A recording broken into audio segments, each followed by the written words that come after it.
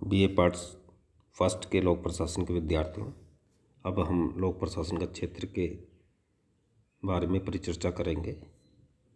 इसके क्षेत्र को इसके दृष्टिकोणों के आधार पर बांटा गया है। परिवर्तन के इस युग में लोक प्रशासन जैसे गतिशील विषय का क्षेत्र निश्चित करना बहुत कठिन कार्य है। लोक प्रशासन के अध्ययन क्षेत्र के बारे में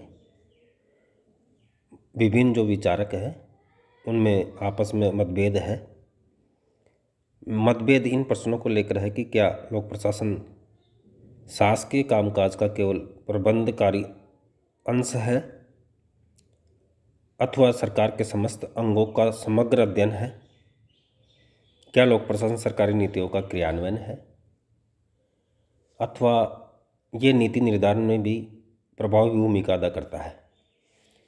इन बातों को लेकर के लोक प्रशासन के जो विचारक हैं उनके बीच मतभेद है। कुछ विचारक लोक प्रशासन को व्यापक कार्य क्षेत्र के रूप में देखते हैं, जो सरकार की जो 3 भाग हैं, व्यवस्थापिका, कार्यपालिका, न्यायपालिका, इन सभी के कार्यकलापों के संबंध लोक प्रशासन है। कुछ विचारक संकुचित अर्थ में केवल कार्यपालिका शाखा के कार्य को ही लोक प्रशासन का भाग मानते हैं। कुछ लोक प्रशासन को केवल नीति के क्रियान्वयन संबंधित मानते हैं कि लोक प्रशासन केवल नीति का क्रियान्वयन करता है। कुछ नीति क्रियान्वयन के साथ नीति निर्धारण में उसकी भूमिका को भी उसके क्षेत्र में मानते हैं। तो हम यहाँ पर जो उसकी जो दृष्टिकोण है विचारकों के, उसके आधार पर 4 क्षेत्रों में इसके क्षेत्र को विभाजित किया है। पहला है जो क्षेत्र है वो व्यापक क्षेत्र है। तो व्यापक क्षेत्र है उसके जो कतिपय जो विचारक है व्यापक में, उसमें एल.डी. वाइट है, विलोबी है, मार्क्स है, साइमन है, निग्रो है आदि ने लोक प्रशासन के क्षेत्र के संबंध में व्यापक दृष्टिकोण अपनाया है। इस दृष्टिकोण के अनुसार लोक प्रशासन सरकार के 3 जो अंग हैं, कार्यपालिका, व्यवस्थापिका एवं न्यायपालिका से संबंधित है। इस दृष्टिकोण के अनुसार लोक प्रशासन के क्षेत्र में वे सभी क्रिया सम्मिलित है जिनका प्रयोजन लोक नीति को पूरा करना या क्रियान्वयन करना होता है। तो व्यापक कार्य क्षेत्र में एल.डी. वाइट ने भी परिभाषा लिखी है लोक प्रशासन की, मार्क्स ने भी दी है, विलोबी ने भी दी है और निग्रो ने भी दी है। तो ये सरकार के जो 3 जो अंग हैं उनसे संबंधित मानते हैं। दूसरी जो विचारक की श्रेणी आती है वह संकुचित दृष्टिकोण के कार्य क्षेत्र। कुछ विचारक जैसे साइमन है, लूथर गुलिक है आदि ने लोक प्रशासन के क्षेत्र के संबंध में संकुचित दृष्टिकोण अपनाया है। उसके अनुसार लोक प्रशासन का संबंध शासन के केवल कार्यपालिका शाखा से संबंधित है। इस संबंध में साइमन ने लिखा भी है, लोक प्रशासन से अभिप्राय उन क्रियाओं से है जो केवल राज्य, केंद्र, स्थानीय सरकारों की कार्यपालिका शाखाओं द्वारा संपादित की जाती है। इसी प्रकार लूथर गुलिकी के अनुसार इसका विशेष संबंध कार्यपालिका से है। तो ये दृष्टिकोण है, ये कार्यपालिका का एक्शन के रूप में इसके क्षेत्र को सम्मिलित किया जाता है। तो ये एक संकुचित अर्थ है। तीसरा जो दृष्टिकोण है पोस्ट कोर्स संबंधी। ये पोस्ट कोर्स में ये जो शब्द है जो पहले अक्षरों से बना हुआ है सभी का पोस्ट, जैसे पी का अर्थ है प्लानिंग,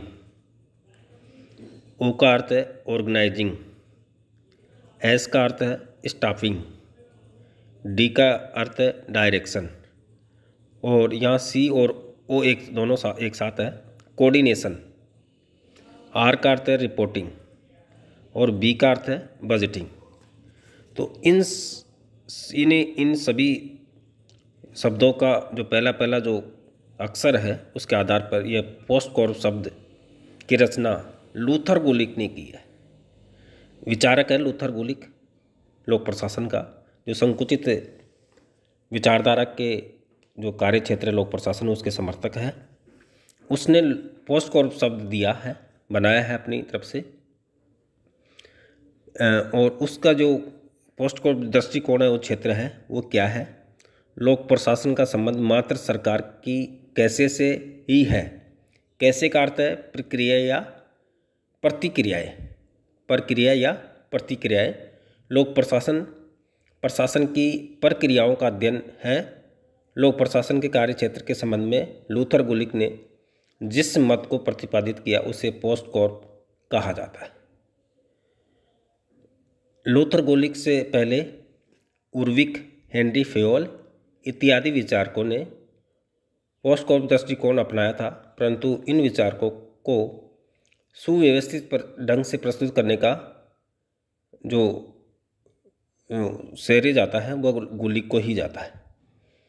पोस्ट कॉर्प शब्द अंग्रेजी के 7 शब्दों के प्रथम अक्षरों से को मिलाकर बनाया गया है।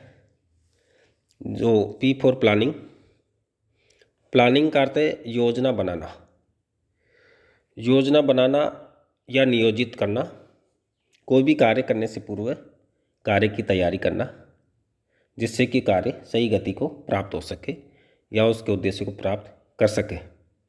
कार्य की रूपरेखा तैयार करना और निश्चित उद्देश्य की प्राप्ति के लिए रीतियों का निर्धारण करना, यह प्लानिंग कहलाता है। और ऑर्गेनाइजेशन, 2 या 2 से अधिक व्यक्ति मिलकर जो संगठन बनाते हैं सहयोग के आधार पर, उसे ऑर्गेनाइजेशन कहते हैं। इसका उद्देश्य प्रशासकीय ढांचे की इस प्रकार संगठित करना है ताकि प्रशासकीय कार्यों का विभाजन उचित ढंग से किया जा सके और विभागों में समन्वय किया जा सके, तो ये ऑर्गेनाइजेशन है। एज फॉर स्टाफिंग, कर्मचारियों की व्यवस्था करना।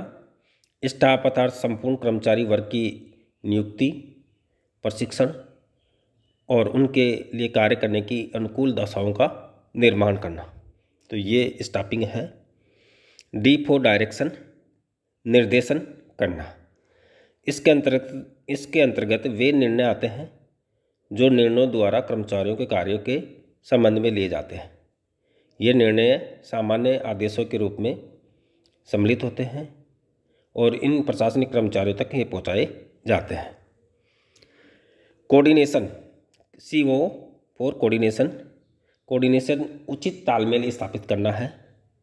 कार्य के विभिन्न भागों को परस्पर संबंध करना और उनमें संबंध स्थापित करना कोऑर्डिनेशन कहलाता है। ये उचित तालमेल होता है, इसके अभाव में बहुत सारे काम गलत हो सकते हैं, तो कोऑर्डिनेशन बहुत ज़रूरी है। ये ऊपर से नीचे हो सकता है, बराबर वाले में हो सकता है, या नीचे से ऊपर की तरफ दोनों तक अधिकारियों के बीच हो सकता है, संगठनों के बीच हो सकता है, किसी के बीच हो सकता है। ये कोऑर्डिनेशन प्रशासन का बहुत अच्छा सिद्धांत है। अगला है रिपोर्टिंग, R फॉर रिपोर्टिंग। इसका उद्देश्य वरिष्ठ तथा जो नीचे के निम्न कर्मचारियों के कार्यों के संबंध में जो निरीक्षण अधिकारियों को सूचित करना होता है। इसका उद्देश्य निरीक्षण के लिए रिकॉर्ड या अभिलेख तैयार करना भी है। B फॉर बजट, बजट तैयार करना। बजट क्या है? वार्षिक जो व्यय खर्च होता है और आय होती है उसका वित्तीय लेखा जोखा होता है बजट। इसके अंतर्गत हम वित्तीय व्यवस्थाओं का संक्षिप्त अध्ययन करते हैं। विशेष रूप से इसका अध्ययन बजट निर्माण से संबंधित है। तो पोस्ट कॉर्प क्रियाएं सभी संगठनों में संपन्न की जाती है। प्रशासन चाहे वो कोई सा भी क्षेत्र हो, कोई भी उद्देश्य हो, प्रबंध संबंधी सामान्य समस्या सब में एक जैसी ही अनिवार्य होती है।